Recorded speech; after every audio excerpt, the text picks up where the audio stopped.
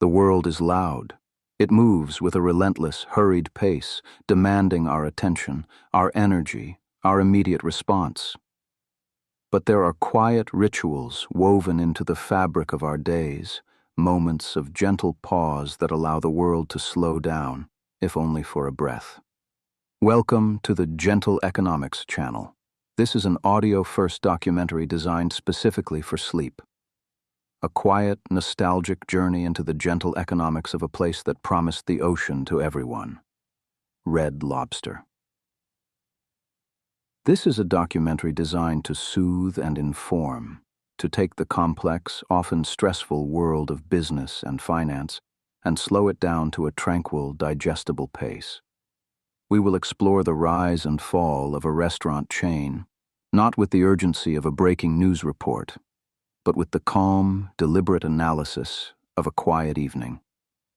If you find yourself drifting off, that is the highest compliment we can receive.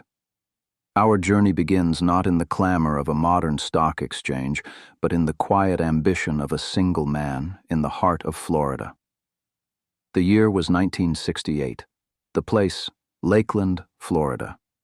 The man behind the vision was Bill Darden. Darden was a quiet, unassuming entrepreneur, a veteran of the restaurant industry who had already found success with a chain of restaurants called Howard Johnson's. But he saw a profound gap in the American dining landscape, a quiet economic injustice that he believed he could solve. Seafood at the time was a luxury. It was expensive, often reserved for fine dining establishments in coastal cities. For the average American family in the heartland, a lobster tail or a plate of fresh shrimp was an indulgence, a rare treat saved for the most special occasions. Darden's vision was simple, yet profound, to democratize seafood. He wanted to create a place where the middle class could enjoy the bounty of the ocean without the high price tag or the intimidating atmosphere of a white tablecloth restaurant. This was the gentle economics of accessibility. Darden understood that to offer seafood at an accessible price, he needed to master the logistics of the supply chain, a challenge that would define the company for decades. He had to figure out how to source, transport, and store highly perishable goods from across the globe and deliver them consistently to a landlocked city like Lakeland. This was the quiet, invisible economic engine of the operation, a problem of cold chain management that few casual dining concepts had ever attempted to solve on a national scale. The first Red Lobster was a modest affair, a single location built on the principle of efficiency and volume. Darden's initial investment was calculated and deliberate. He focused on creating a clean, welcoming environment that felt both familiar and slightly exotic. The architecture was designed to be easily replicable, anticipating the rapid expansion that Darden knew would be necessary to achieve the economies of scale required for his pricing model. The initial success was immediate and overwhelming. People flocked to the restaurant, drawn by the novelty and the exceptional value. The name itself, Red Lobster, was a stroke of marketing genius. It was direct, memorable, and promised exactly what it delivered. The exterior of the first restaurant was designed to be a beacon of casual dining, a promise of a quiet, affordable escape to the coast, even if you were hundreds of miles inland. The initial success was immediate and overwhelming. People flocked to the restaurant, drawn by the novelty and the value. This early triumph confirmed Darden's belief that the demand for affordable seafood was vast and untapped. The gentle economics of Red Lobster were initially built on a foundation of trust and volume. Darden's philosophy was that if you offered a quality product at a fair price, the sheer volume of customers would ensure profitability. It was a model that required meticulous operational control, a quiet, almost military-like precision in the kitchen and the dining room. Every plate had to be consistent, every server had to be friendly, and every cost had to be managed. This focus on the mundane, on the repeatable process, is the true heart of successful casual dining. The early years were a masterclass in operational efficiency, a silent blueprint for the modern chain restaurant. Darden's vision extended beyond just the food. He understood that the dining experience itself was a product. He focused on creating a family-friendly atmosphere, a place where people felt comfortable lingering, but not so comfortable that table turnover suffered. The lighting was warm, the booths were comfortable, and the service was attentive but unobtrusive. This was the gentle art of managing the customer experience, a critical, often overlooked component of the restaurant's economic success. The first few years were a period of rapid yet controlled growth. Darden proved that his concept was viable, that the American middle class had an insatiable appetite for affordable seafood. But to truly scale this vision, to take the Red Lobster from a regional success to a national phenomenon, would require capital and infrastructure far beyond what a single entrepreneur could provide. This quiet ambition set the stage for the first major economic turning point in the company's history, a decision that would define its trajectory for the next 5 decades. In 1970, just 2 years after opening the first location, Bill Darden made a strategic decision that would forever change the course of Red Lobster. He sold the company to General Mills. This was not a failure, but a calculated move. Darden recognized that the massive logistical and financial power of a corporation like General Mills was necessary to achieve his goal of national democratization. The quiet, entrepreneurial dream was about to be absorbed into the vast, complex machinery of corporate America. The gentle economics of the family business were about to meet the relentless economics of the stock market. Let us delve deeper into the quiet genius of Bill Darden's initial operational model. His success was not accidental. It was a triumph of industrial-age thinking applied to the service sector. Darden understood that the key to consistency and affordability lay in systematization. Every task, from the preparation of the fish to the cleaning of the tables, was broken down into a repeatable, measurable process. This was the silent, internal language of the first Red Lobster. Consider the initial menu. It was deliberately limited. By focusing on a few core items, fried shrimp, fish, and of course lobster, Darden could negotiate massive bulk discounts from suppliers. This limited menu also simplified the kitchen operation, reducing the need for highly skilled, expensive chefs. Instead, the kitchen relied on well-trained line cooks following precise, standardized recipes. This was the gentle economics of labor efficiency. The very location of the first restaurant in Lakeland, Florida, was a quiet statement of intent. Lakeland is inland, far from the traditional seafood markets. By proving the concept could work there, Darden demonstrated that Red Lobster was not dependent on coastal proximity. This opened up the entire American map for expansion, a strategic move that General Mills would later capitalize on. The location was a test case for the national ambition. The design of the dining room was also a subtle economic tool. The use of booths, the warm, low lighting, and the nautical theme were all designed to create a sense of comfort and familiarity. This comfort encouraged repeat business, the lifeblood of any casual dining chain. The quiet, consistent atmosphere was a form of brand loyalty insurance. People knew exactly what they were going to get, and that predictability was a valuable commodity in a rapidly changing world. Darden's decision to sell to General Mills in 1970 was a recognition of the limits of his own capital and the scale of his vision. To achieve true national saturation, Red Lobster needed access to General Mills' deep pockets, its sophisticated logistics network, and its expertise in national marketing. The sale was a quiet, necessary surrender of control in exchange for the power of corporate scale. The General Mills acquisition was a pivotal moment, not just for Red Lobster, but for the entire casual dining industry. It demonstrated that restaurants could be treated as a scalable, repeatable manufacturing process. The focus shifted from the artistry of the chef to the efficiency of the system. This was the quiet triumph of the process over the product. The initial years under General Mills were marked by a quiet, methodical application of corporate best practices.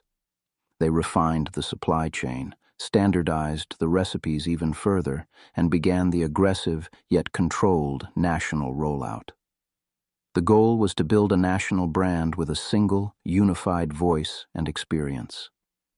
This was the beginning of the Red Lobster we would come to know, a reliable, predictable, and affordable escape to the sea, no matter where you lived. The gentle economics of the family business had been replaced by the powerful, quiet engine of the conglomerate. To fully appreciate the quiet revolution Darden started, we must consider the state of the American restaurant industry in the late 1960s. It was a fragmented landscape, dominated by local diners, high-end steakhouses, and the emerging fast food giants. There was no middle ground for a specialty cuisine like seafood. Darden's genius was in creating that middle ground, a new category of dining that was neither fast food nor fine dining, but casual dining. This category creation was a significant economic event, carving out a massive new market share. The financial model was deceptively simple. By focusing on high volume and low food cost percentages, Red Lobster could achieve profitability even with relatively low menu prices. The key was the SAC's turnover rate. Every element of the dining experience, from the speed of service to the comfort of the seating, was optimized to encourage a steady, predictable flow of customers. The gentle hum of the dining room was, in fact, the sound of a highly efficient economic machine. The early success also attracted the attention of competitors who quickly attempted to replicate the model. But Red Lobster's head start in securing the supply chain, the quiet, invisible infrastructure of cold storage and global sourcing, provided a massive economic moat.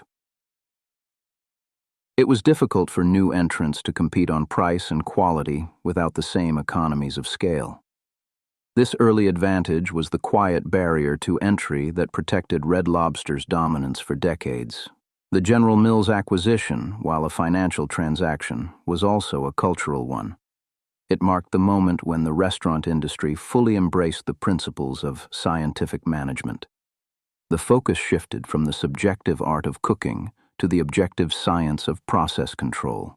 This quiet, almost academic approach to dining was what allowed Red Lobster to become a national brand, a symbol of reliable, affordable quality for millions of Americans. Under the stewardship of General Mills, the expansion was not just rapid, it was surgical.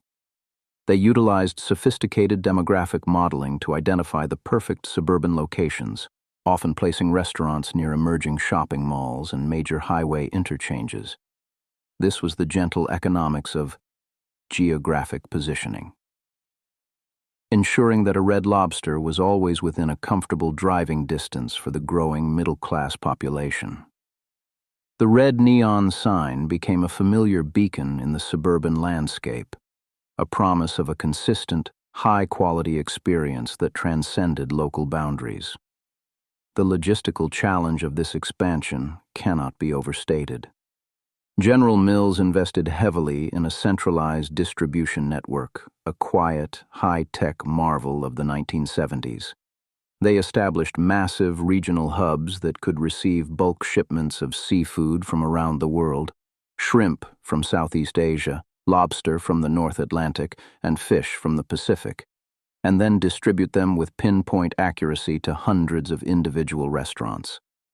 This was the silent, cold chain heartbeat of the empire, a masterpiece of industrial-scale logistics that ensured freshness and consistency in landlocked cities thousands of miles from the coast. Inside the restaurants, the scientific management approach was visible in every detail. The kitchens were redesigned for maximum throughput, with specialized stations for frying, grilling, and plating. Every movement was timed, every portion was weighed, and every recipe was followed with religious devotion. This was the quiet industrialization of the kitchen, a process that removed the variability of individual skill and replaced it with the reliability of the system.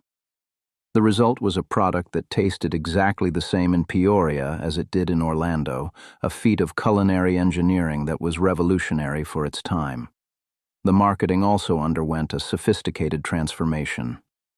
General Mills utilized national television advertising to build a powerful, unified brand identity. The commercials were designed to be aspirational yet accessible, emphasizing the special occasion feel of a Red Lobster meal while reassuring viewers of its affordability. This was the gentle art of mass market positioning, creating a brand that felt like a luxury to some and a staple to others, all while maintaining a broad, inclusive appeal. The financial performance during this era was stellar. Red Lobster became a reliable engine of growth for General Mills, providing a steady stream of cash flow that funded further expansion and diversification. The company's ability to maintain high margins while offering low prices was a testament to the power of its integrated supply chain and its relentless focus on operational efficiency. This was the quiet, corporate triumph of the casual dining model, a blueprint that would be studied and emulated by the entire industry for years to come. The final years of Darden's direct involvement were spent ensuring a smooth transition, a quiet handover of the operational blueprint. He had achieved his goal. Seafood was no longer a luxury. It was a staple, thanks to the system he had built. The red sign, glowing softly in the suburban night, was a quiet monument to the power of a simple, accessible economic idea. The stage was now set for the General Mills era, a period of unprecedented expansion that would solidify Red Lobster's place in the American cultural and economic landscape. As we conclude this first chapter of our journey, we see a company at the height of its powers, a master of its domain. But the very systems that brought it success, the massive scale, the rigid standardization, and the reliance on a global supply chain would eventually face new and unforeseen challenges. The gentle economics of the 1970s were about to meet the more turbulent waters of the decades to follow. But for now, in the quiet glow of the Lakeland sunset, the dream of Bill Darden had become a national reality. Let us pause to consider the quiet impact this had on the American palate. Before Red Lobster, the average American's exposure to seafood was often limited to canned tuna or the occasional local fish fry. Darden and General Mills changed that. They introduced millions to the textures and flavors of the deep sea, creating a new cultural vocabulary of dining. The Cheddar Bay biscuit, though a later addition, would eventually become a symbol of this shared experience. But the foundation was laid here, in the quiet, systematic introduction of variety and quality to the masses. This was also a period of significant social change, and Red Lobster played a quiet role in that as well. As more women entered the workforce and family dynamics shifted, the demand for convenient, affordable, yet nice dining options grew. Red Lobster provided a safe, predictable space for these families to gather, a place that felt like a treat without being a financial burden. The gentle economics of the restaurant were perfectly aligned with the evolving needs of the American family, making it a cornerstone of suburban life. The environmental and ethical considerations of such a massive supply chain were also beginning to emerge, though they were handled with the quiet corporate pragmatism of the time. General Mills began to engage in long-term contracts with fisheries, providing a stable economic base for communities around the world while ensuring a steady supply for its restaurants. This was the beginning of a complex, global relationship that would eventually become one of the company's greatest challenges. But in these early years, it was seen as a triumph of modern resource management. As the 1970s drew to a close, Red Lobster stood as a testament to what could be achieved when a simple, powerful idea was backed by the full weight of corporate expertise. It had transformed an industry, changed a culture, and built an economic engine that seemed unstoppable. The quiet ambition of Bill Darden had been realized on a scale he could have scarcely imagined in that first Lakeland location. The Red Lobster was no longer just a sign. It was a national institution, a quiet, reliable part of the American dream. End of segment 1. The transition from a regional Florida success to a national corporate entity was not merely a change in ownership, it was a fundamental shift in the restaurant's economic DNA. Under the stewardship of General Mills, Red Lobster entered a period of unprecedented, disciplined growth. The 1970s were a decade of suburban expansion, and Red Lobster was perfectly positioned to capitalize on the emerging American lifestyle. The goal was no longer just to democratize seafood, but to industrialize the experience of eating it. General Mills brought a level of analytical rigor that was previously unheard of in the casual dining sector. They didn't just look for busy street corners. They utilized sophisticated demographic modeling to identify the exact intersections where the growing middle class lived, worked, and shopped. They looked for proximity to emerging shopping malls, highway interchanges, and the new suburban housing developments that were defining the American landscape. This was the gentle economics of geographic positioning, a silent strategy that ensured a Red Lobster was always within a comfortable driving distance for its target audience. The architecture of the restaurants themselves became a standardized tool for brand recognition. The iconic red neon sign, the weathered wood siding, and the nautical-themed interiors were replicated with surgical precision across the country. This consistency was a form of psychological comfort for the consumer. In a rapidly changing world, the predictability of a Red Lobster meal was a valuable commodity. Whether you were in a suburb of Chicago or a small town in Georgia, you knew exactly what the dining room would look like, how the servers would greet you, and precisely how the shrimp would taste. This predictability was underpinned by a massive, invisible infrastructure. General Mills invested millions in a centralized distribution network that was a marvel of 1970s logistics. They established regional hubs that acted as the nerve centers for the empire. These hubs received bulk shipments of seafood from around the globe, shrimp from the warm waters of Southeast Asia, lobster from the cold North Atlantic, and various species of fish from the Pacific. This global sourcing was the quiet, cold chain heartbeat of the operation, ensuring that even landlocked cities thousands of miles from the coast could enjoy fresh-tasting seafood at an affordable price. Inside the kitchen, the scientific management approach was visible in every movement. The kitchens were no longer spaces for culinary improvisation. They were highly efficient assembly lines. Every station was optimized for maximum throughput. The frying station, the grill, and the plating area were all designed to minimize wasted movement and maximize speed. Every portion was weighed, every cooking time was timed to the second, and every recipe was followed with religious devotion. This industrialization of the kitchen removed the variability of individual skill and replaced it with the reliability of the system. The labor model was also a masterpiece of efficiency. By standardizing every task, Red Lobster could utilize a workforce that was largely part-time and required minimal specialized training. This wasn't about devaluing the staff, but about creating a system where the quality of the product was not dependent on the presence of a master chef. This allowed the company to scale rapidly while maintaining strict control over labor costs, a critical component of its economic success. The marketing during this era was equally sophisticated. General Mills utilized the power of national television advertising to build a unified brand identity. The commercials were designed to be aspirational yet accessible. They emphasized the special occasion feel of a Red Lobster meal, the birthday celebrations, the anniversaries, the family gatherings, while simultaneously reassuring viewers of its affordability. This was the gentle art of mass market positioning, creating a brand that felt like a luxury to some and a reliable staple to others. The financial performance of Red Lobster during the 1970s and early 80s was nothing short of spectacular. It became a reliable engine of growth for General Mills, providing a steady stream of cash flow that funded further expansion and diversification.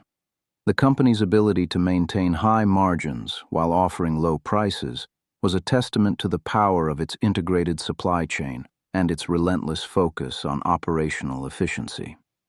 It was a quiet, corporate triumph that redefined the casual dining model for the entire industry. As the brand grew, it also began to influence the American palate in profound ways. For many Americans, Red Lobster was their first introduction to the variety of the ocean. It moved seafood from a rare, coastal indulgence to a regular part of the suburban diet. This cultural shift was a significant economic event, creating a massive and sustained demand for seafood that had never existed before on such a scale. The Red Lobster was no longer just a sign, it was a national institution, a quiet, reliable part of the American dream. However, this era of unchecked growth also sowed the seeds of future challenges. The very systems that brought success, the massive scale, the rigid standardization, and the reliance on a global supply chain, created a level of complexity that would eventually become difficult to manage.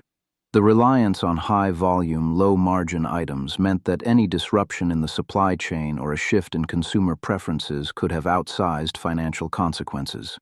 But in the golden era of the General Mills years, these concerns were far on the horizon. The focus was on expansion, on consistency, and on the quiet, relentless pursuit of the democratized ocean. Let us look closer at the specific logistical hurdles they overcame. Imagine the challenge of transporting thousands of pounds of frozen shrimp from a port in Thailand to a restaurant in Omaha, Nebraska in 1975. It required a seamless handoff between international shipping lines, customs brokers, regional warehouses, and a fleet of refrigerated trucks. This was a quiet, high-stakes game of temperature control and timing. A single break in the cold chain could result in massive losses. The fact that Red Lobster managed this day after day, across hundreds of locations, was a feat of engineering that was largely invisible to the customer but essential to the bottom line. The procurement teams at General Mills became some of the most powerful players in the global seafood market. Their sheer volume allowed them to negotiate favorable terms with suppliers and even influence fishing practices in distant parts of the world. This was the beginning of a complex, global relationship that would eventually bring issues of sustainability and ethics to the forefront. But at the time, it was seen as a triumph of modern resource management. They were building a global web of commerce, all centered around the quiet, suburban dining room. The training programs for Red Lobster employees were also a model of corporate efficiency. New hires were put through a rigorous, standardized orientation that emphasized the Red Lobster way. From the specific way a table was set to the exact phrasing used to greet a guest, every detail was scripted. This wasn't just about service, it was about brand consistency. They wanted to ensure that the gentle economics of the experience, the feeling of being cared for without the pretension of fine dining, was delivered identically at every location. This era also saw the introduction of some of the brand's most iconic menu items, though the famous biscuits were still years away. The focus was on the seafood feast, massive platters that emphasized value and variety. These feasts were the ultimate expression of the Red Lobster promise, an abundance of the ocean's bounty at a price that didn't break the family budget. The sight of a steaming platter of crab legs, shrimp, and scallops became a symbol of suburban success, a quiet reward for a week of hard work. As we move into the 1980s, the landscape began to shift. The casual dining market was becoming increasingly crowded as other chains attempted to replicate the Red Lobster model. The gentle economics of being the first and the biggest were being challenged by new entrants who were leaner and more agile. General Mills responded with even more sophisticated marketing and a renewed focus on operational excellence, but the quiet, uncontested dominance of the early years was beginning to fade. The corporate tide was still rising, but the waters were becoming more turbulent. The 1980s represented the absolute peak of the General Mills era for Red Lobster. It was a time when the brand felt invincible, a cultural touchstone that appeared in movies, television shows, and the everyday conversations of millions of Americans. The economic engine was firing on all cylinders, and the company began to explore even more aggressive ways to maximize its market share.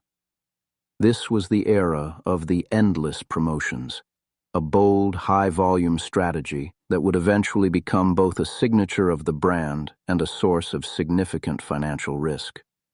The endless shrimp promotion, in particular, was a masterclass in the economics of perceived value. By offering an unlimited amount of a popular item for a fixed price, Red Lobster created a powerful incentive for customers to visit during slower periods. The math was based on the law of averages. While some customers would eat far more than their share, the majority would consume an amount that still allowed for a modest profit margin when combined with high-margin items like drinks and desserts. This was the gentle economics of the loss leader taken to a national scale, a quiet gamble on the appetite of the American public. During this period, the internal culture of the company remained focused on the Darden way, even as the scale of the operation grew to hundreds of locations. There was a quiet pride among the staff, a sense of being part of something that was truly changing the way people ate. The corporate headquarters in Orlando became a hub of innovation, with test kitchens constantly experimenting with new recipes, new cooking techniques, and new ways to improve the efficiency of the service. They were not just running a restaurant chain. They were managing a vast, complex ecosystem of food, people, and logistics. The relationship between Red Lobster and its parent company, General Mills, was a symbiotic one. General Mills provided the capital and the strategic oversight, while Red Lobster provided a consistent and growing source of revenue. This partnership allowed Red Lobster to weather economic downturns that might have sunk a smaller, independent chain. The gentle economics of being part of a diversified conglomerate provided a level of stability that was a significant competitive advantage. It allowed the brand to take a long-term view, investing in infrastructure and technology that would pay off over decades. However, the late 1980s also saw the beginning of a shift in consumer preferences. The health and wellness movement was starting to gain traction, and the heavy, fried offerings that had been the backbone of the Red Lobster menu were beginning to face scrutiny. The company responded by introducing more grilled and broiled options, a quiet pivot that required significant changes to the kitchen operations and the supply chain. This was the beginning of a more complex era of menu management, where the need for consistency had to be balanced with the need for constant innovation. The competitive landscape was also evolving. New chains like Olive Garden, also owned by General Mills at the time, were beginning to compete for the same suburban dining dollars. This led to the creation of Darden restaurants as a separate entity within General Mills, a move that would eventually lead to the full spin-off of the restaurant division. This was a quiet, structural recognition that the economics of running a restaurant were fundamentally different from the economics of manufacturing packaged consumer goods. The gentle economics of the restaurant world required a different kind of focus, a more direct connection to the daily rhythms of the dining room. As we look back on the General Mills era, it is clear that it was the defining period for Red Lobster. It was the time when the brand's identity was forged, its systems were perfected, and its national footprint was established. It was a period of quiet, disciplined success that demonstrated the power of the casual dining model. The Red Lobster sign was a symbol of a promise kept, a promise of quality, value, and a quiet escape to the sea. But as the 1990s approached, the world was changing. The suburban landscape was becoming saturated, the global seafood market was becoming more volatile, and the gentle economics of the 1970s were being replaced by a more aggressive, short-term focus on shareholder value. The corporate tide that had carried Red Lobster to such heights was beginning to turn, and the company would soon find itself navigating much more difficult waters.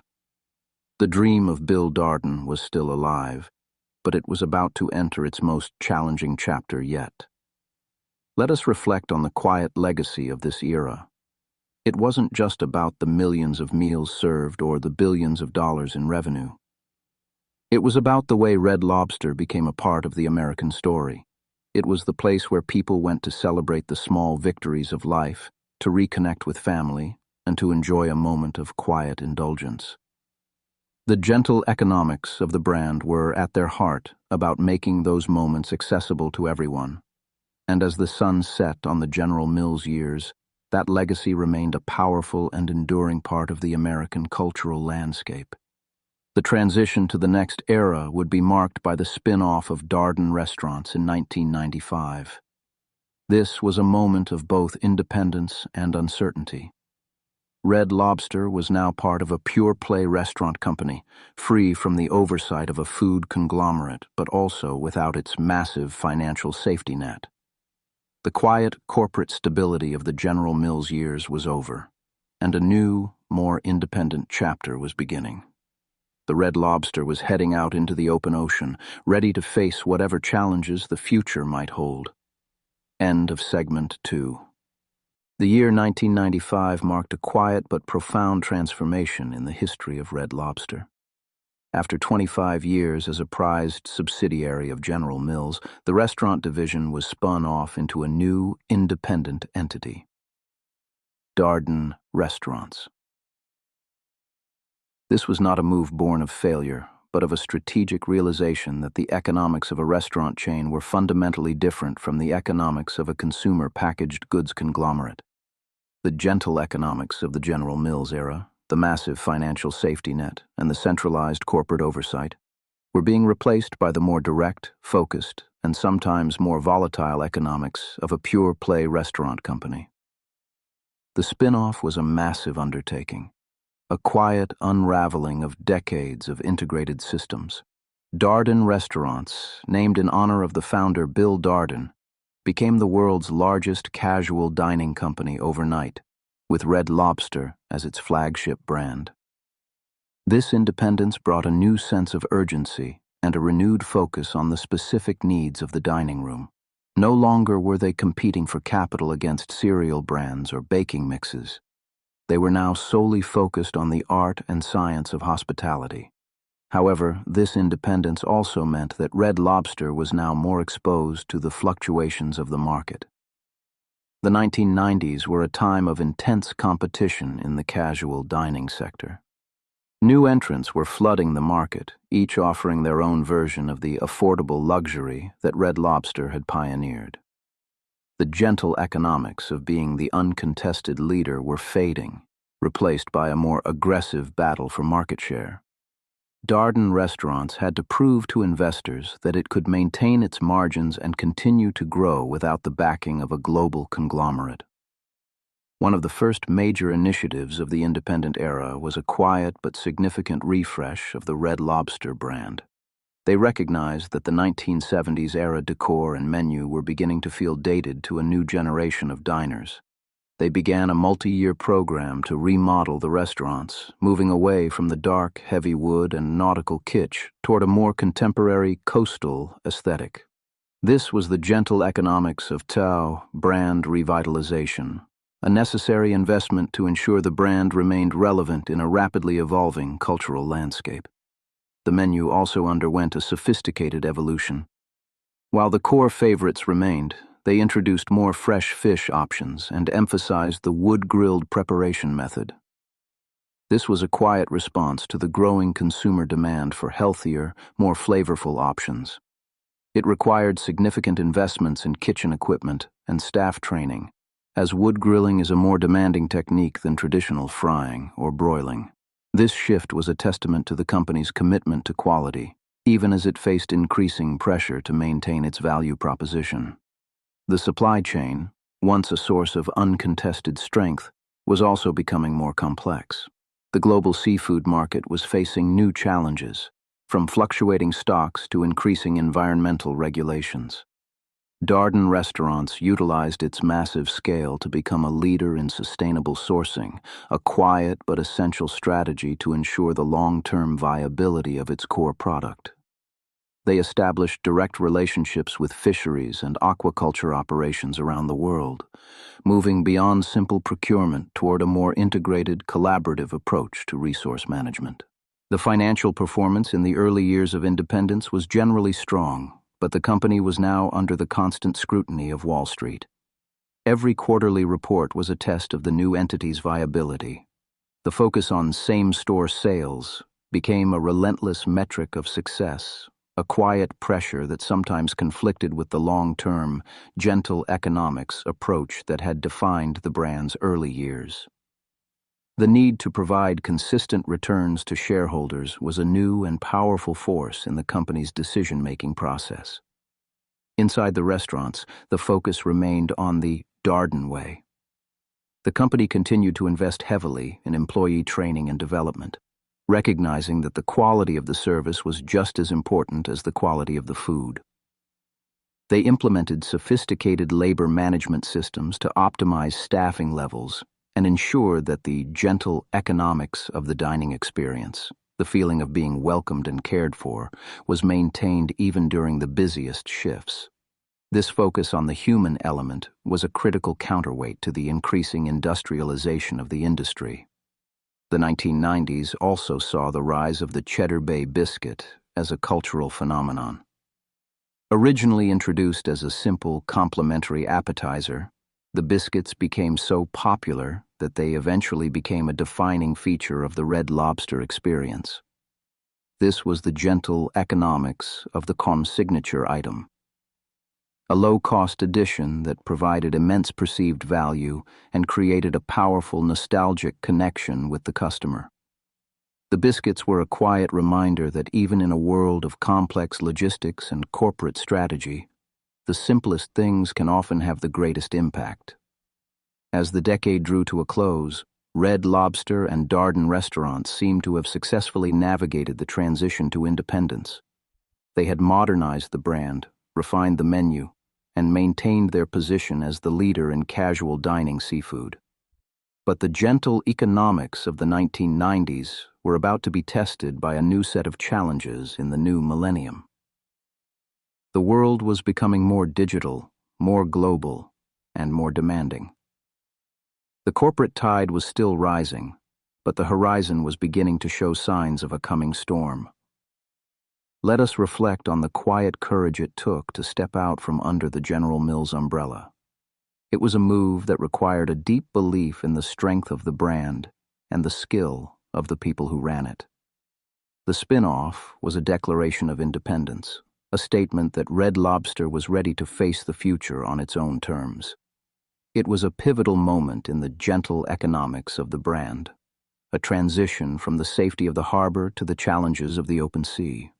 The logistical systems that had been built over decades were now being refined for a new era. The centralized distribution network was upgraded with new technology, allowing for even greater precision in tracking and managing the flow of seafood. This was the quiet, digital heartbeat of the operation, a system that allowed the company to respond more quickly to changes in demand and supply. The gentle economics of efficiency were being enhanced by the power of information. The marketing also became more targeted and data-driven. They began to utilize customer loyalty programs and direct mail to build deeper relationships with their most frequent diners. This was the beginning of a more personalized approach to hospitality, a quiet shift from mass-market advertising to individual engagement. They were learning to listen more closely to the quiet voices of their customers, using that information to refine every aspect of the experience. The early 2000s would bring new challenges, from the rise of fast casual competitors to the increasing volatility of global energy prices. But for now, in the late 1990s, Red Lobster was a company at the top of its game. It had successfully navigated a major corporate transition and emerged stronger and more focused. The Red Lobster sign continued to glow softly in the suburban night, a symbol of a brand that had found its own voice and its own path in the world. As the new millennium dawned, the gentle economics of the Darden era began to face a series of quiet but persistent headwinds. The casual dining market was no longer the wide-open frontier it had been in the 1970s. It was now a mature, highly competitive landscape where growth was harder to come by and margins were under constant pressure. the company found itself in a relentless battle for the share of stomach, competing not just with other seafood chains, but with a vast array of dining options that ranged from high-end fast food to sophisticated local bistros. One of the most significant challenges was the rising cost of the core product itself. Global seafood prices were becoming increasingly volatile, driven by factors ranging from climate change to the growing demand from emerging markets like China. For a company built on the promise of affordable seafood, these price spikes were a direct threat to its economic model. They utilized their massive scale to hedge against these fluctuations, but the quiet pressure on the bottom line was constant. This was the gentle economics of our resource scarcity, a challenge that would only grow in the years to come. In response to these pressures, the company leaned even more heavily into its high-volume promotions. The Endless Shrimp event, which had been a successful seasonal promotion in the past, became a more frequent and more aggressive tool for driving traffic. While it was undeniably effective at filling seats, it also carried significant risks. The gentle economics of the promotion relied on a delicate balance of food cost, labor efficiency, and customer behavior. If any of these factors shifted, if shrimp prices rose unexpectedly, or if customers ate more than anticipated, the promotion could quickly turn from a profit driver into a financial drain.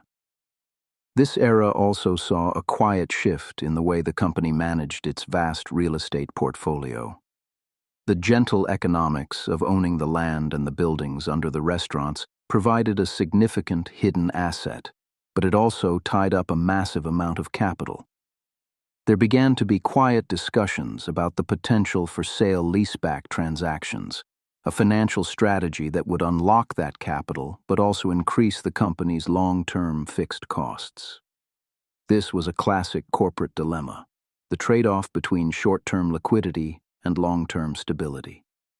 The internal culture of the company remained a source of strength, but it was also being tested by the increasing pressure for results.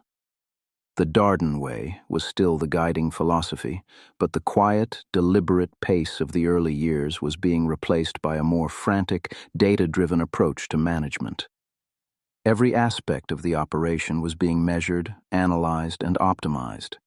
While this led to significant gains in efficiency, it also created a more stressful environment for the staff and a more transactional feel for the guests.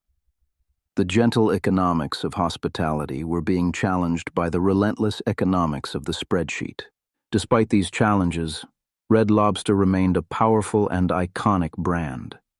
It continued to be a destination for millions of Americans, a place where the promise of the ocean was still kept. The Cheddar Bay biscuits remained a beloved staple, a quiet symbol of the brand's enduring appeal.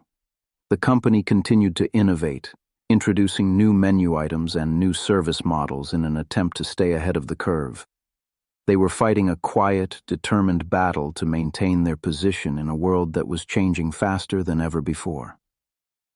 As we look back on the early years of the independent Darden era, we see a company that was both successful and vulnerable. It had achieved its independence and built a powerful national platform, but it was also facing a set of systemic challenges that would eventually lead to a major turning point. The gentle economics of the 1990s were giving way to the more turbulent and unpredictable economics of the 21st century. The corporate tide was still high, but the first signs of the coming ebb were beginning to appear. The transition to the next chapter would be marked by a growing sense of unease among investors and a series of strategic shifts that would eventually lead to the sale of the brand. But for now, in the early 2000s, Red Lobster was still a giant of the industry, a quiet, reliable part of the American landscape. The red sign continued to glow, a beacon of affordable luxury in a world that was becoming increasingly complex and expensive. The dream of Bill Darden was still alive, but it was about to face its greatest test yet. Let us reflect on the quiet resilience of the brand during this period. It had survived the transition to independence, weathered economic downturns, and adapted to changing consumer tastes. It was a testament to the power of the original idea and the skill of the people who executed it. The gentle economics of Red Lobster were still a force to be reckoned with, even as the world around it became more challenging. The story of the independent era is a story of quiet determination, a journey through the highs and lows of the modern corporate landscape. As we conclude this chapter, we see a company at a crossroads. It had achieved so much, but the path forward was becoming increasingly difficult.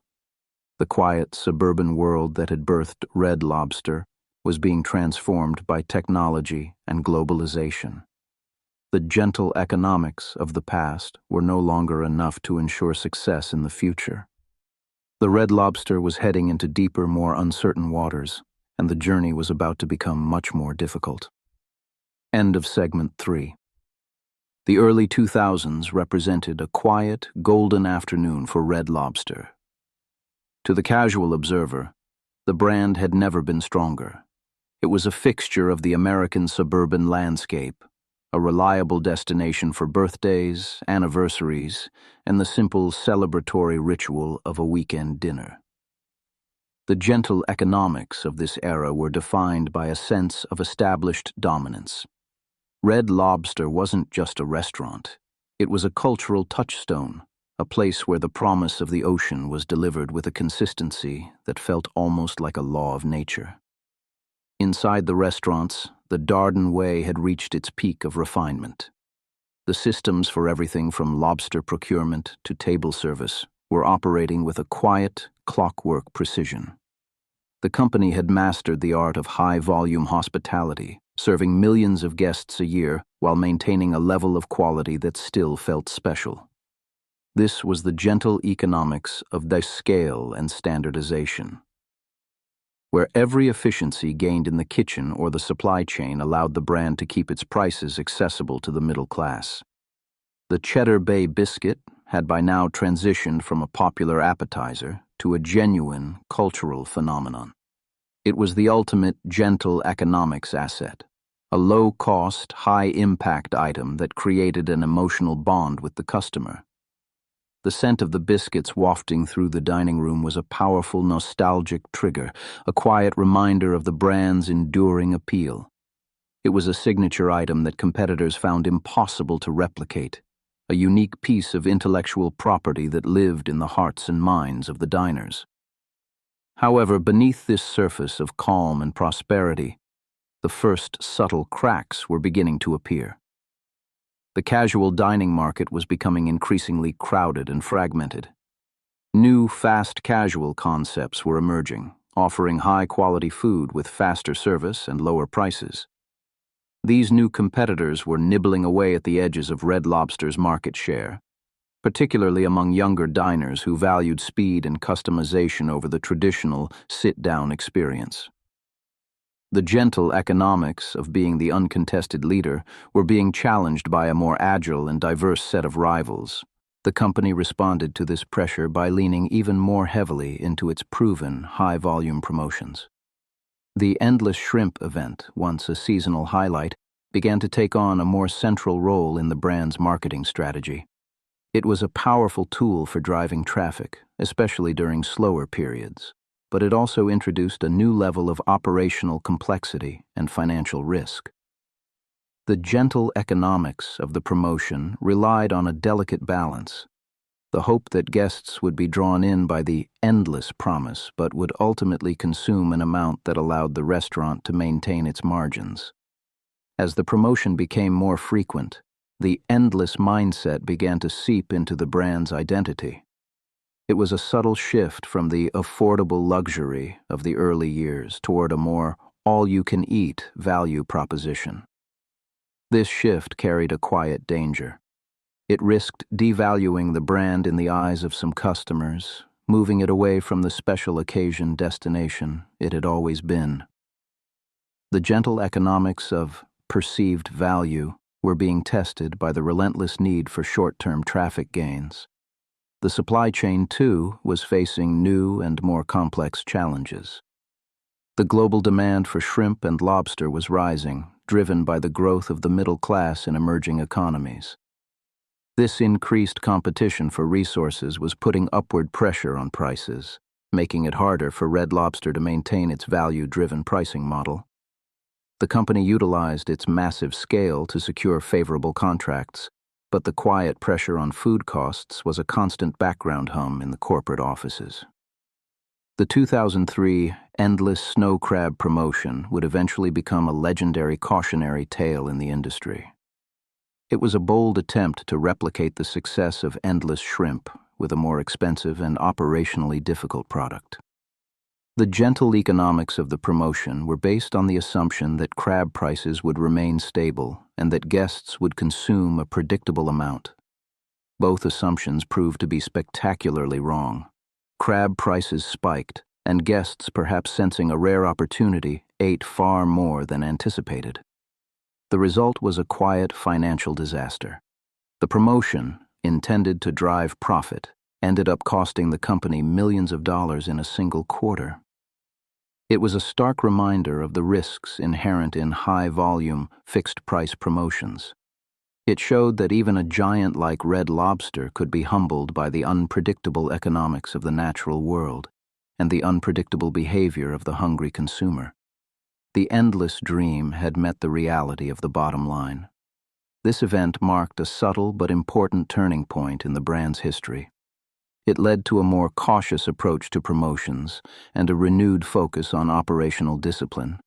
But the pressure for growth remained, and the company continued to search for new ways to drive traffic and maintain its margins.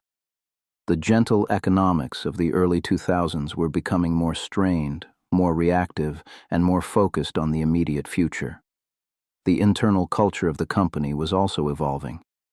The Darden Way was still the official philosophy, but the quiet, long-term focus of the early years was being challenged by the increasing demands of Wall Street. The focus on quarterly results and same-store sales was becoming more intense, creating a more high-pressure environment for managers and staff. The gentle economics of hospitality, the focus on the guest experience, was sometimes overshadowed by the relentless economics of the financial report. Despite these challenges, Red Lobster remained a formidable force. It continued to invest in its restaurants and its people, and it remained a beloved part of the American dining landscape. The red sign continued to glow softly in the suburban night, a symbol of a brand that had achieved so much and was now fighting to maintain its place in a rapidly changing world. The golden afternoon was fading, and the long shadows of the coming evening were beginning to stretch across the landscape. The 2003 endless snow crab disaster was more than just a financial hiccup. It was a quiet, systemic shock to the gentle economics of the Darden era. It revealed a vulnerability in the centralized decision-making process and a disconnect between the corporate office and the reality of the global seafood market. The fallout was swift and significant. The president of Red Lobster at the time resigned, and the company was forced to take a hard look at its promotional strategy. This was the gentle economics of accountability, a necessary but painful process of self-correction. In the aftermath of the crab crisis, the company pivoted toward a more conservative and data-driven approach. They invested heavily in sophisticated menu engineering and pricing analytics, attempting to find the sweet spot where they could drive traffic without exposing themselves to catastrophic risk. This was the beginning of a more clinical, less intuitive approach to the business. The gentle economics of the founder's vision were being replaced by the rigorous economics of the data scientist. The menu was also refined to emphasize higher margin items and more complex preparations. They introduced chef's selections and fresh fish boards, attempting to move the brand back toward its affordable luxury roots. This was a quiet attempt to re-establish the brand's quality credentials and move away from the all-you-can-eat image that the endless promotions had fostered. It was a difficult balancing act, trying to attract a more sophisticated diner without alienating the core, value-conscious customer. The physical restaurants were also undergoing a quiet transformation. The Bar Harbor remodel program was launched, aiming to give the restaurants a more upscale, contemporary feel. This involved significant capital expenditure, a quiet bet on the long-term future of the brand. The goal was to create an environment that justified the higher prices and the more sophisticated menu. This was the gentle economics of environmental psychology. The recognition that the dining room itself is a critical part of the product. However, the external environment was becoming even more challenging. The mid-2000s saw a significant increase in energy prices, which put pressure on both the company's operating costs and the discretionary income of its customers. The gentle economics of the suburban lifestyle, the reliance on cheap gas and easy travel, were being challenged. Red Lobster, with its heavy presence in suburban shopping centers, was particularly vulnerable to these shifts. The rise of digital technology was also beginning to change the way people interacted with restaurants. Online reviews and social media were giving customers a more powerful voice, and the company had to learn to navigate this new and often volatile landscape. The gentle economics of brand control were being replaced by the more chaotic economics of the digital conversation.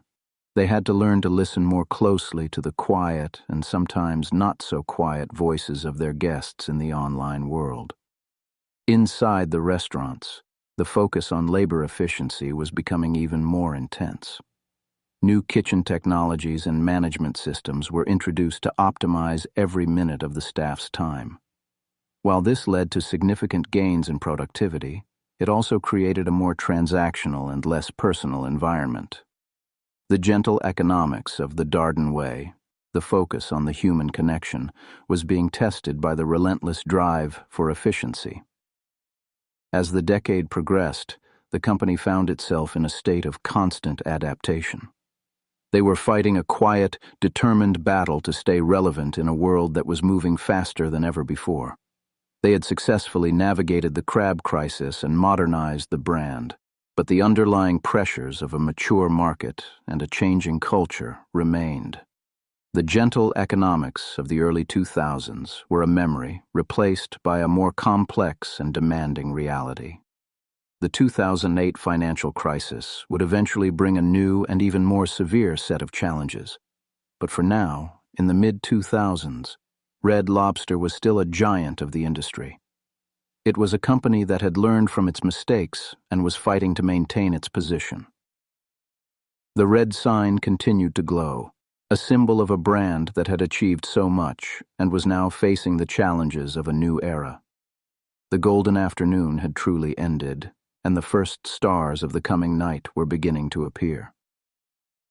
Let us reflect on the quiet resilience of the brand during this period of transition. It had faced a major crisis, learned its lessons, and continued to evolve. It was a testament to the strength of the original idea and the skill of the people who executed it. The gentle economics of Red Lobster were still a force to be reckoned with, even as the world around it became more challenging.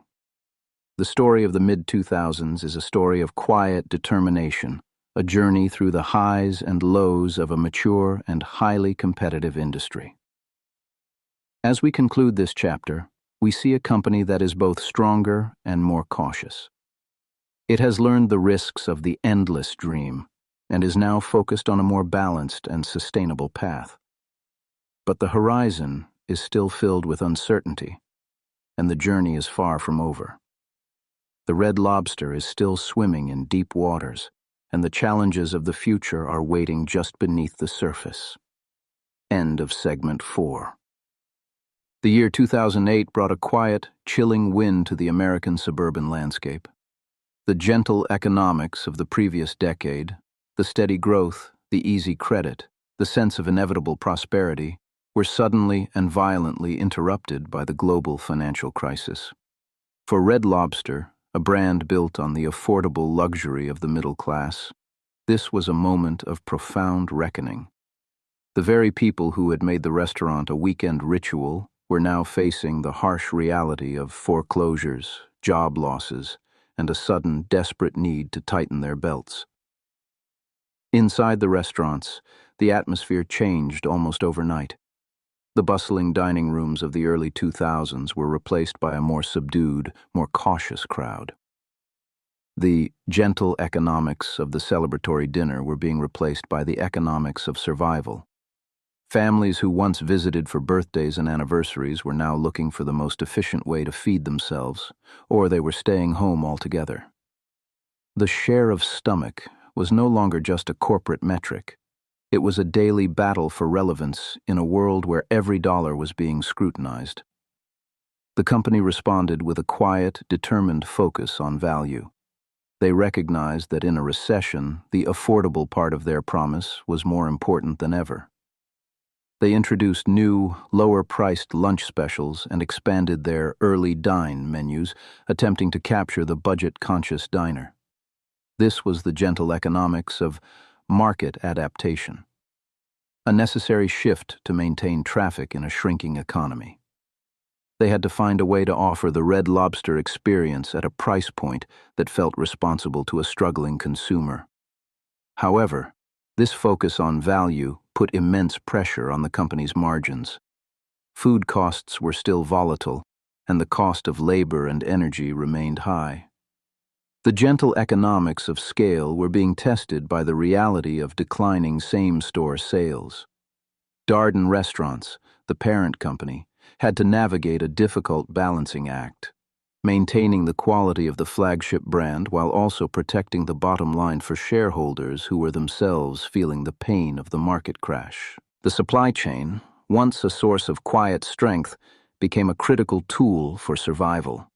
The company utilized its massive purchasing power to lock in lower prices for key ingredients like shrimp and tilapia. They also began to explore more efficient ways to transport and store their seafood, looking for every possible way to shave pennies off the cost of a plate. This was the gentle economics of logistical optimization, a quiet, behind-the-scenes effort to keep the brand afloat in a stormy sea. The marketing also shifted toward a more empathetic and grounded tone. They moved away from the aspirational imagery of the golden afternoon and toward a more practical emphasis on value and family.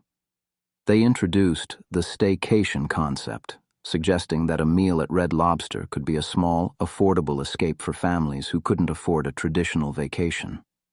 This was a quiet recognition of the cultural mood, an attempt to position the brand as a reliable partner in difficult times. Despite these efforts, the cracks that had appeared in the early 2000s were widening. The endless shrimp promotion, while still a powerful traffic driver, was becoming a more difficult financial proposition as food costs fluctuated. The company had to be even more precise in its execution, ensuring that the high volume of guests didn't lead to a catastrophic loss of margin. The gentle economics of the promotion were now a high-stakes game of operational discipline. The internal culture of the company was also under immense strain. The Darden way was still the official philosophy, but the quiet, supportive environment of the early years was being challenged by the relentless need for efficiency and cost-cutting. Managers were being asked to do more with less, and the staff was feeling the pressure of a more demanding and more stressed-out clientele. The gentle economics of hospitality were being tested by the harsh economics of the recession. As the recession deepened, the company began to look for more radical ways to improve its performance. They launched a major initiative to simplify the menu, removing lower-performing items and focusing on the core favorites. This was a quiet admission that the brand had perhaps become too complex, too unfocused in its attempt to be everything to everyone. The gentle economics of strategic focus were being applied to ensure the brand's long-term survival. The 2008-2012 period was a time of quiet, determined endurance for Red Lobster. It was a journey through a landscape that had been fundamentally altered by forces beyond its control. The red sign continued to glow, but it was now a beacon of resilience rather than just prosperity. The brand was fighting to maintain its place in the hearts and minds of an American public that was itself being transformed by the crisis. The gentle economics of the past were gone, replaced by a more sober and more demanding reality. By 2010, the first quiet signs of a recovery began to appear, but the world that Red Lobster emerged into was not the same one it had left behind in 2007. The consumer had changed. They were more value-conscious, more digitally connected, and more demanding of transparency and quality. The gentle economics of the post-recession era were defined by a new kind of pragmatism. People were returning to restaurants, but they were doing so with a more critical eye and a more cautious wallet. In response to this new reality, Red Lobster launched its most ambitious brand refresh in decades, the Seaside Grill initiative. This was more than just a new coat of paint. It was a quiet attempt to fundamentally reposition the brand for a new era. They introduced wood-fire grills into every restaurant, emphasizing a more natural and sophisticated preparation method. This was the gentle economics of culinary elevation, a bet that the consumer was willing to pay a little more for a significantly better product. The physical restaurants were also transformed. The Bar Harbor look was refined and expanded, with a focus on creating a more open, airy, and contemporary feel. They moved away from the dark, enclosed booths of the past toward a more social and inviting dining room. This was a quiet recognition that the gentle economics of the dining experience were evolving. People wanted a place that felt modern and relevant, not just nostalgic and familiar. The menu was also overhauled to emphasize today's fresh fish, with a rotating selection of species caught and delivered daily. This was a massive logistical undertaking, requiring a level of supply chain precision that few other chains could match. It was the gentle economics of freshness at scale, a unique value proposition that set Red Lobster apart from its competitors. They were using their massive scale not just for cost-cutting but for quality enhancement. However, these investments were incredibly expensive. The cost of the wood-fire grills, the restaurant remodels, and the upgraded supply chain put a significant strain on the company's capital. The gentle economics of the refresh were based on the assumption that these changes would drive a significant increase in traffic and average check. While the initial results were promising, the long-term impact was more difficult to measure. The company was spending a lot of money to stay in the same place in a highly competitive market. This era also saw the rise of social media as a dominant force in marketing. Red Lobster had to learn to navigate a world where a single photo of a Cheddar Bay biscuit could go viral, but where a single negative review could also reach thousands of people. They began to invest more heavily in digital engagement, looking for quiet ways to build a community around the brand. The gentle economics of the digital conversation were becoming a critical part of the brand's strategy. Inside the restaurants, the focus on the Darden way remained, but it was now being supplemented by a more sophisticated approach to data and analytics. They were using guest feedback and operational metrics to fine-tune every aspect of the experience, from the speed of the service to the temperature of the food. This was the gentle economics of continuous improvement. A quiet, relentless effort to achieve perfection in a high-volume environment. As we look back on the 2008-2012 period, we see a brand that was both resilient and transformative. It had survived the greatest economic crisis of its lifetime and emerged with a new look, a new menu, and a new sense of purpose. It was a testament to the power of the original idea and the skill of the people who executed it. The gentle economics of Red Lobster were still a force to be reckoned with, even as the world around it became more challenging. But the corporate tide was still rising, and the pressures of being a publicly traded company were becoming even more intense. The focus on quarterly results and same-store sales was a constant background hum, a quiet pressure that would eventually lead to a major turning point in the brand's history.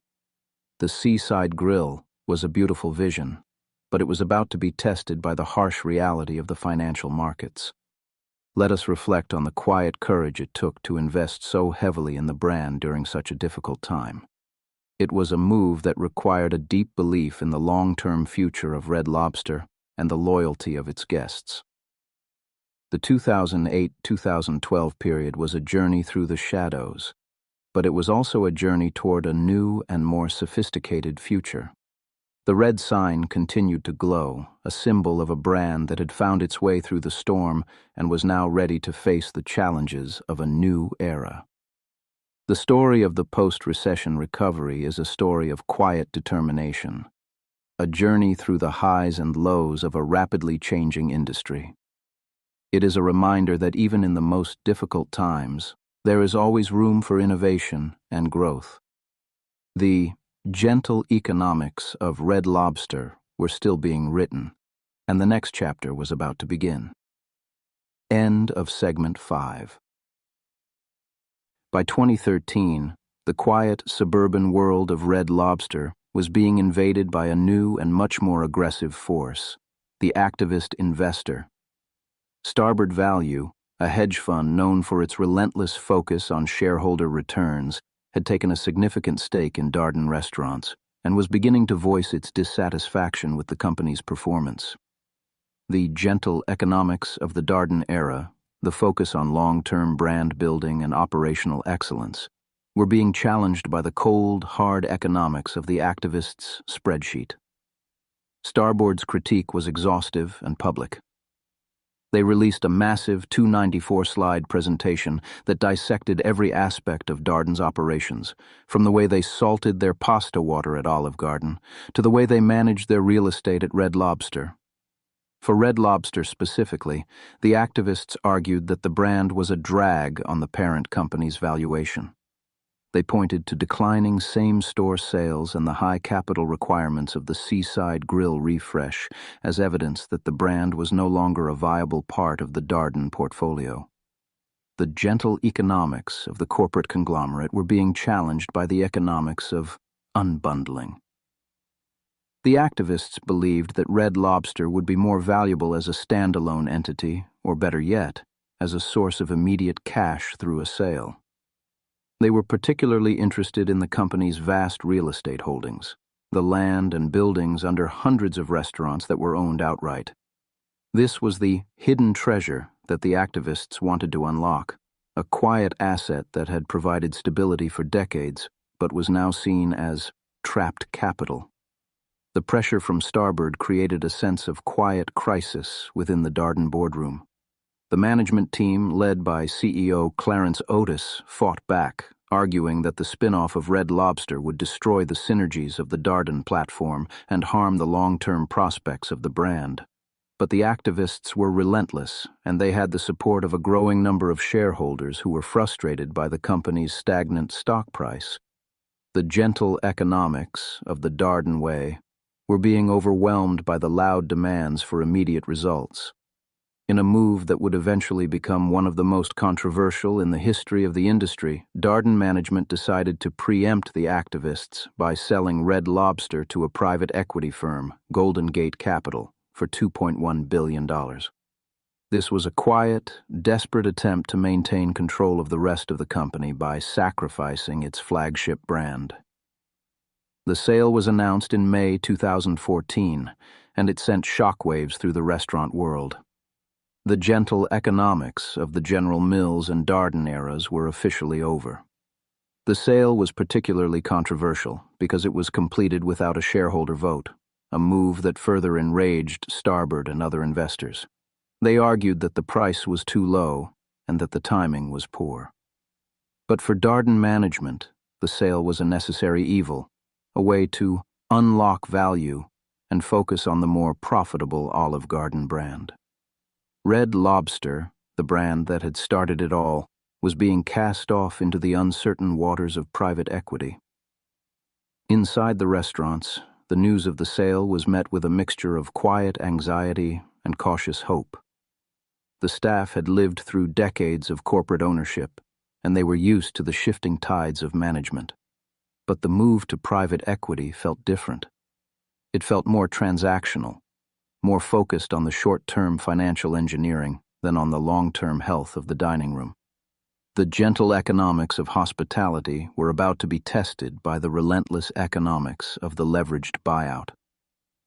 The most significant part of the Golden Gate deal was the sale-leaseback transaction. To help finance the purchase, Golden Gate sold the real estate under more than 500 Red Lobster restaurants to a real estate investment trust, or REIT, called American Realty Capital Properties. Red Lobster then signed long-term leases to rent back the very buildings it had once owned. This was the gentle economics of Kapuao, financial engineering, a move that provided immediate cash, but also saddled the company with a massive new fixed cost: rent. For decades, owning its real estate had been a quiet source of strength for Red Lobster. It provided a hedge against rising rents and gave the company a valuable asset that could be used as collateral. By selling that real estate, the company was essentially trading its long-term stability for short-term liquidity. The gentle economics of the landlord-tenant relationship were now a permanent part of the company's financial landscape. Every restaurant now had to generate enough cash not just to cover its food and labor costs, but to pay a significant monthly rent check. This shift in the financial structure would have profound implications for the brand's future. It reduced the company's flexibility and made it more vulnerable to economic downturns. It also created a relentless pressure to maintain high sales volumes, as the rent had to be paid regardless of how many guests were in the dining room. The gentle economics of the golden afternoon were a distant memory, replaced by the high-stakes economics of the private equity era. The transition to Golden Gate Capital ownership was a quiet, intense period of restructuring. The new owners were focused on one thing: improving the company's cash flow to service the debt from the acquisition and the new rent obligations. They brought in a new management team and launched a series of initiatives to cut costs and drive sales. This was the gentle economics of the operational turnaround, a high-pressure effort to revitalize a mature brand in a difficult market. One of the first moves was to significantly reduce the company's corporate overhead. The massive Darden support structure was gone, replaced by a leaner, more focused team. While this led to significant cost savings, it also meant that the brand had fewer resources for things like research and development and long-term marketing. The gentle economics of the conglomerate were being replaced by the scrappy economics of the standalone private equity portfolio company. The menu was also simplified once again, with a renewed focus on the core value items that had always been the brand's strength. They leaned back into the endless shrimp and ultimate feast promotions, looking for the high-volume traffic that was now essential to cover the rent. This was a quiet retreat from the seaside grill attempt at culinary elevation. The reality of the new financial structure demanded a focus on volume over margin. The supply chain also underwent a quiet transformation. Golden Gate looked for ways to further optimize the procurement of seafood, leveraging the brand's still massive scale to drive down costs. They also began to explore new sourcing partnerships, including a significant relationship with Thai Union, one of the world's largest seafood producers. This was the gentle economics of global integration, a move that would eventually lead to Thai Union taking a direct ownership stake in the company. Despite the pressure, the brand remained remarkably resilient. The Cheddar Bay biscuits continued to be a powerful draw, and the restaurants remained a destination for millions of Americans. The staff, many of whom had been with the company for decades, continued to provide the Darden Way level of service, even as the corporate world around them was being upended. This was the gentle economics of brand loyalty, a quiet, enduring force that kept the company afloat during a time of immense change. However, the sale-leaseback was a constant weight on the company's performance. The rent payments were a fixed cost that didn't go away when sales were soft. This created a fragility in the business model that hadn't existed before. The gentle economics of the past, the ability to weather a bad quarter or a slow season because you owned the land, were gone. The company was now on a treadmill, and it had to keep running just to stay in place. The 2013-2014 period was a time of quiet, profound loss for the Red Lobster family. The brand had been separated from its parent company, stripped of its real estate, and saddled with debt and rent. It was a journey from the stability of the corporate harbor to the volatile waters of private equity. The red sign continued to glow, but the economics behind it were now fundamentally different. As we look back on this era, we see a brand that was being treated more as a financial asset than as a restaurant. The gentle economics of the founder's vision were being overshadowed by the economics of the exit strategy. The goal was no longer just to build a great restaurant company, but to prepare the brand for its next sale or an initial public offering. The long-term horizon was being shortened, and the focus was shifting toward the immediate financial return. But the story of Red Lobster was far from over. The brand would continue to fight for its place in the American landscape, navigating the challenges of private equity and the evolving tastes of the consumer. The gentle economics of the biscuits and the lobster were still a powerful force, even in a world of complex financial engineering. The Red Lobster was still swimming, but the currents were becoming stronger and more unpredictable. Let us reflect on the quiet tragedy of the sale. It was a move born of corporate infighting and activist pressure, a decision that prioritized short-term shareholder value over the long-term health of an iconic brand. It was a reminder that in the world of big business, even the most beloved brands can become pawns in a larger game. The gentle economics of Red Lobster were being tested as never before, and the journey was about to enter its most difficult chapter yet. As we conclude this segment, we see a company that has been fundamentally altered. It is leaner, more focused, but also more vulnerable. The sale-leaseback has created a new and permanent pressure, and the private equity owners are looking for their next move. The red sign continues to glow in the suburban night, a symbol of a brand that has survived so much and is now facing an uncertain future. The corporate tide has turned, and the ebb is beginning to reveal the hidden rocks beneath the surface. End of segment 6. In 2016, the quiet, global currents of the seafood industry brought a new owner to the shores of Red Lobster. Thai Union Group, one of the world's largest seafood producers and a longtime supplier to the brand, made a $575 million strategic investment, taking a 25% stake in the company. By 2020, they would lead a consortium to buy out Golden Gate Capital entirely. The gentle economics of the restaurant operator were being replaced by the economics of vertical integration. For Thai Union, Red Lobster was no longer just a customer. It was a guaranteed outlet for its global supply of shrimp and other seafood. This shift in ownership brought a new kind of quiet pressure to the dining room. While Thai Union brought deep expertise in seafood sourcing, their primary interest was in the efficiency of the supply chain.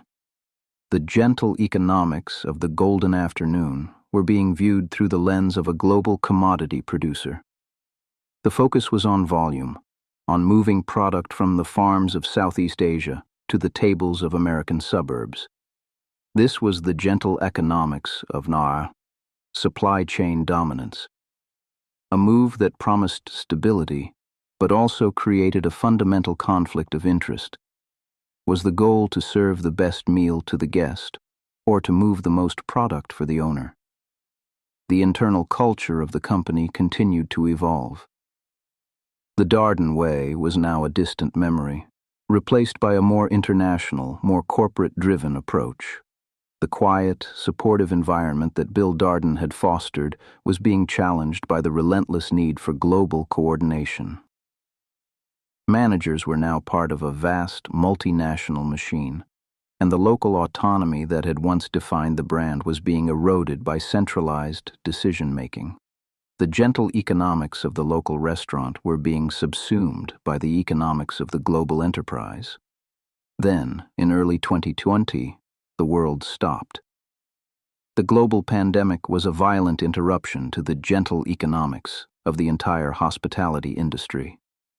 For Red Lobster, with its large, high-rent dining rooms and its reliance on the celebratory in-person experience, the impact was catastrophic. The quiet dining rooms were suddenly empty, the red signs glowing over deserted parking lots. The company had to pivot almost overnight to a to-go and delivery model, a move that was fundamentally at odds with its affordable luxury brand identity. The economics of the pandemic were harsh and unforgiving. While the company received government support and negotiated temporary rent relief, the fixed costs of the sale-leaseback remained a constant threat. The gentle economics of the staycation were replaced by the desperate economics of the contactless pickup. The brand was fighting for its life in a world where the very act of gathering to eat was seen as a risk. The resilience of the staff was tested as never before, as they navigated the complexities of masking, social distancing, and the constant fear of closure. As the world began to reopen, the brand faced a new set of challenges. The gentle economics of the post-pandemic recovery were marred by labor shortages, soaring food inflation, and a fundamental shift in consumer habits. The cost of everything, from the Alaskan king crab to the flour for the biscuits, was rising at an unprecedented rate.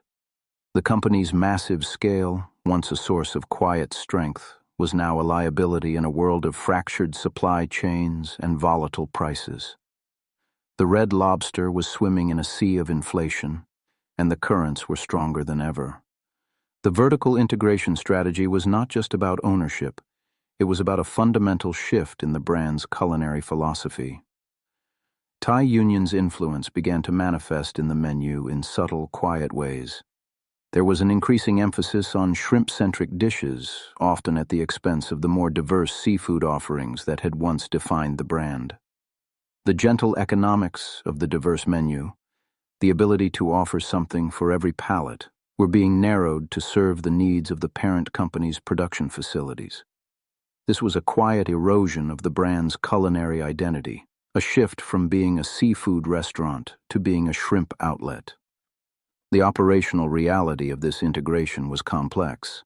Red Lobster's kitchens, once designed for a high degree of scratch cooking and local preparation, were being asked to handle more pre-processed and standardized products.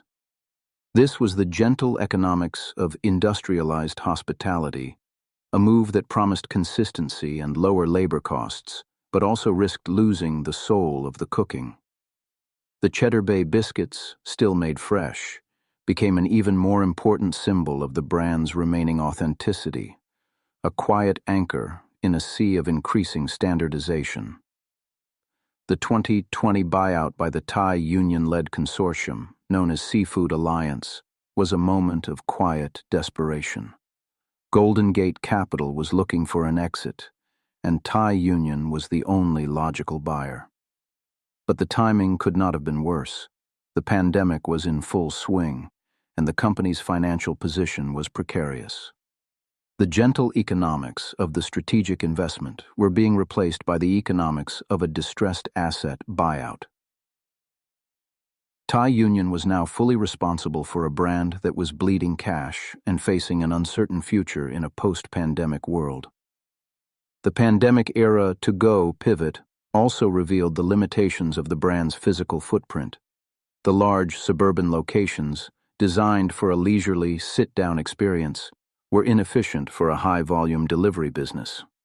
The gentle economics of the golden afternoon were being challenged by the logistics of the third-party delivery app. The company had to pay significant commissions to platforms like DoorDash and Uber Eats, further squeezing the already thin margins. The Red Lobster was now competing in a digital marketplace where brand loyalty was fleeting and price was the primary driver. The final years of the Thai Union era were marked by a quiet, desperate search for a winning formula. The company cycled through multiple CEOs and marketing strategies, attempting to find a way to drive traffic in a market that was increasingly dominated by fast casual competitors and high-end seafood houses. The gentle economics of the middle-class ritual were being squeezed from both ends. The brand was too expensive for a quick lunch and not special enough for a high-end celebration. It was trapped in the middle ground of casual dining, a place where the economics are notoriously difficult. In a final fateful attempt to drive volume, the company made endless shrimp a permanent menu item in 2023. This was a move born of desperation, a quiet admission that the brand could no longer rely on its traditional appeal. They needed the high-volume traffic that only an all-you-can-eat promotion could provide. But the gentle economics of the promotion were flawed from the start. The cost of shrimp had risen, and the operational complexity of serving endless portions was overwhelming the already strained kitchen staff. The result was a financial disaster. The permanent endless shrimp promotion led to a $11 million quarterly loss, a staggering blow for a company that was already struggling under the weight of its rent and debt. It was a quiet, public humiliation for a brand that had once been the gold standard of the industry. The gentle economics of the golden afternoon had been replaced by the reckless economics of the loss leader. The Red Lobster was being consumed by its own promotion. By late 2023, Thai Union had seen enough. They announced that they would be exiting their investment in Red Lobster, taking a massive write-down on the value of the company. They cited the prolonged negative financial contributions and the challenging industry environment as the reasons for their departure. The gentle economics of vertical integration had failed, and the brand was once again being cast adrift. The red sign continued to glow, but the future was darker than it had ever been. The story of the Thai Union era is a story of a brand that lost its way in the global supply chain.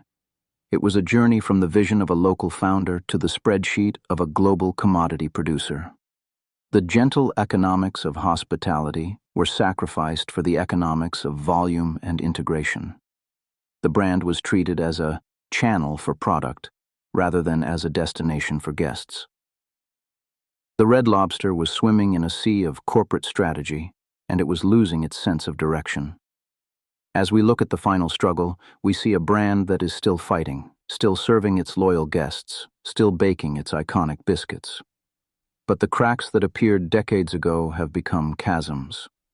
The sale-leaseback remains a permanent weight, the debt is mounting, and the ownership is uncertain.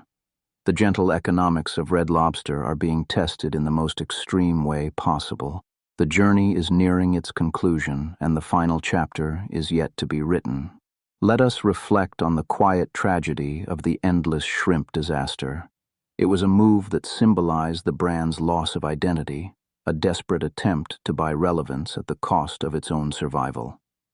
It was a reminder that in the world of business, the gentle economics of value must always be balanced by the harsh economics of reality. The Red Lobster was caught in its own net, and the struggle to break free was becoming increasingly desperate. As we conclude this segment, we see a brand that is at a crossroads.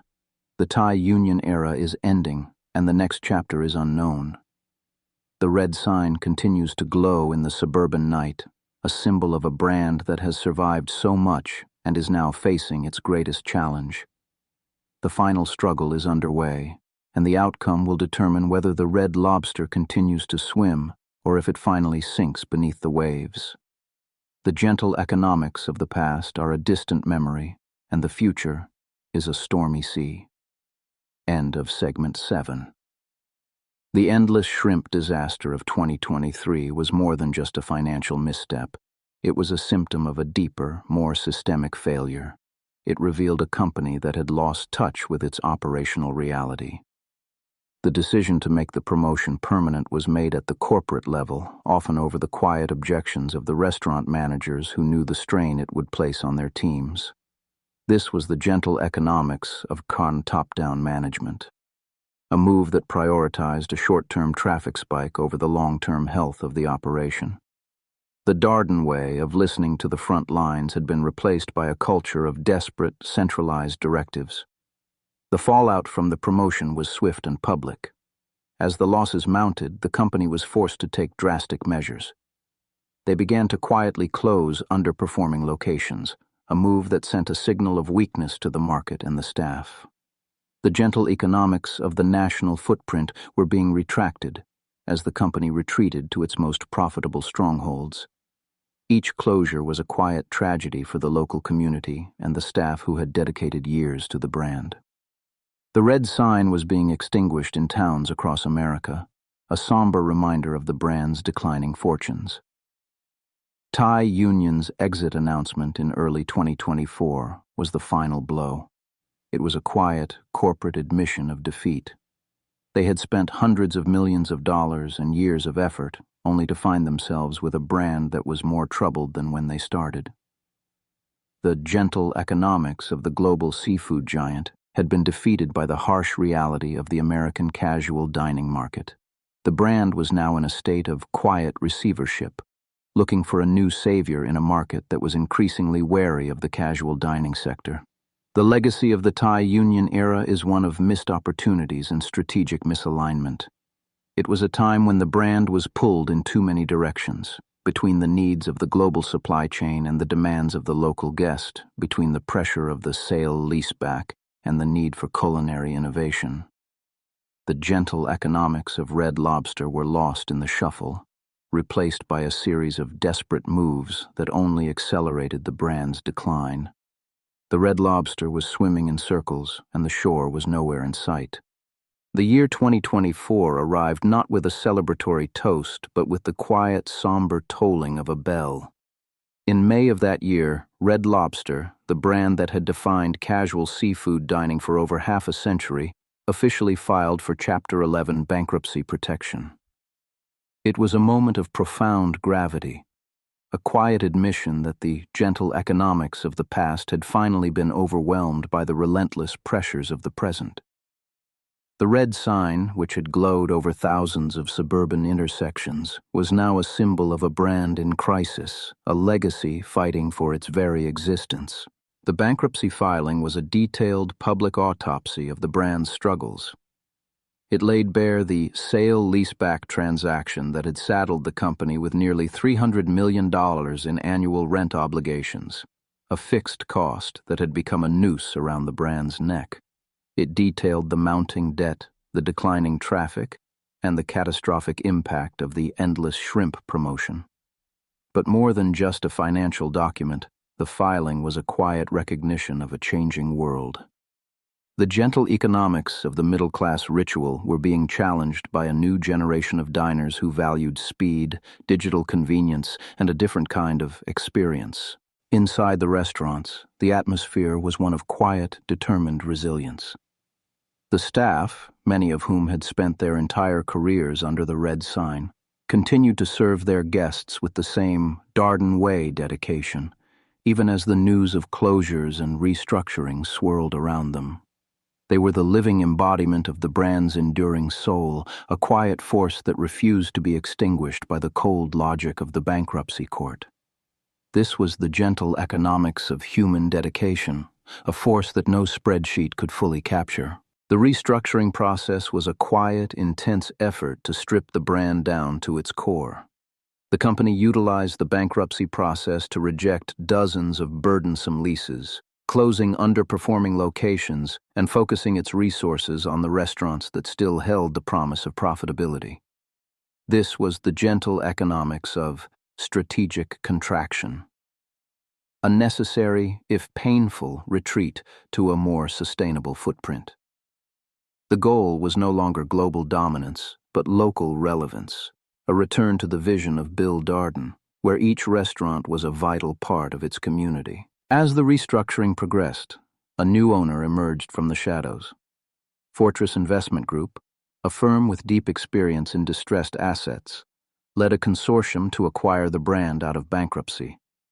They brought in a new leadership team, including a young and energetic CEO, Jonathan Tibus, who was known for his ability to revitalize legacy brands. The gentle economics of the private equity era were being replaced by the economics of turnaround management. The focus was on the basics, improving the food, refreshing the dining rooms, and reconnecting with the loyal guests who had never stopped believing in the brand. The bankruptcy was not just a financial restructuring, it was a cultural one. The new leadership recognized that the brand had become stale in the eyes of many consumers. The gentle economics of the Bar Harbor and Seaside Grill refreshes had been too slow, too inconsistent. Fortress and the new management team began a quiet, aggressive program to modernize the remaining restaurants. They focused on the touch points that mattered most to the guest: the lighting, the music, the cleanliness of the dining room, and, most importantly, the quality of the food. This was the gentle economics of brand revitalization, a move that prioritized the guest experience over the corporate spreadsheet. The restructuring also involved a quiet, profound shift in the company's relationship with its suppliers. The Thai Union era of vertical integration was over, and the company was now free to source its seafood from a wider variety of global partners. This allowed them to focus on quality and sustainability once again, looking for the best products at the best prices rather than just moving volume for an owner. The gentle economics of the open market were being utilized to bring a new level of excellence to the menu. They began to reintroduce seasonal specials and limited-time offerings that showcased the diversity of the ocean, a quiet return to the brand's culinary roots. The 2024-2025 period was a time of quiet, intense labor for the Red Lobster family. It was a journey through the valley of the shadow of bankruptcy and out into the light of a new, more sustainable future. The red sign continued to glow, but it was now a symbol of a brand that had been tested and had survived. The gentle economics of the past were being integrated with the harsh realities of the present to create a brand that was stronger, leaner, and more focused than it had been in decades. The Red Lobster was still swimming, and it was now moving with a new sense of purpose and direction. As we look toward the future of Red Lobster, we see a brand that is attempting a quiet, profound rebirth. The gentle economics of the new era are focused on authenticity and simplicity. The menu is being streamlined, with a renewed emphasis on the quality of the seafood and the iconic status of the Cheddar Bay biscuits. The endless promotions are being replaced by a more sustainable focus on value and affordable luxury. The goal is to make Red Lobster a destination once again, a place where the ritual of the seafood dinner is respected and celebrated. The gentle economics of the future will also be digital. The company is investing in its mobile app and loyalty program, looking for ways to connect with a younger generation of diners without losing the nostalgic appeal that has always been its strength. They are exploring new, smaller restaurant formats that are more efficient for delivery and to-go orders, a quiet recognition that the suburban landscape is changing. The red sign will continue to glow, but it will be a smarter, more adaptable beacon. But the true future of Red Lobster lies in its ability to reclaim its soul. It must find a way to honor the vision of Bill Darden in a world that is vastly different from the one he knew in 1968. It must balance the harsh economics of the modern market with the gentle economics of hospitality and community. It must be a place where the world slows down, where the ritual of the meal is more important than the speed of the service. The Red Lobster is still swimming, and the shore of a new era is finally in sight. The story of Red Lobster is a story of the American dream, of corporate ambition, of financial engineering, and of quiet, enduring resilience. It is a reminder that even the most iconic brands must constantly evolve to survive. But it is also a reminder that some things are timeless: the taste of a fresh biscuit, the sound of a bustling dining room, and the simple joy of a meal shared with loved ones. The gentle economics of Red Lobster are a part of our collective history, and they will continue to be a part of our future. As we conclude this journey, we invite you to reflect on your own memories of the red sign.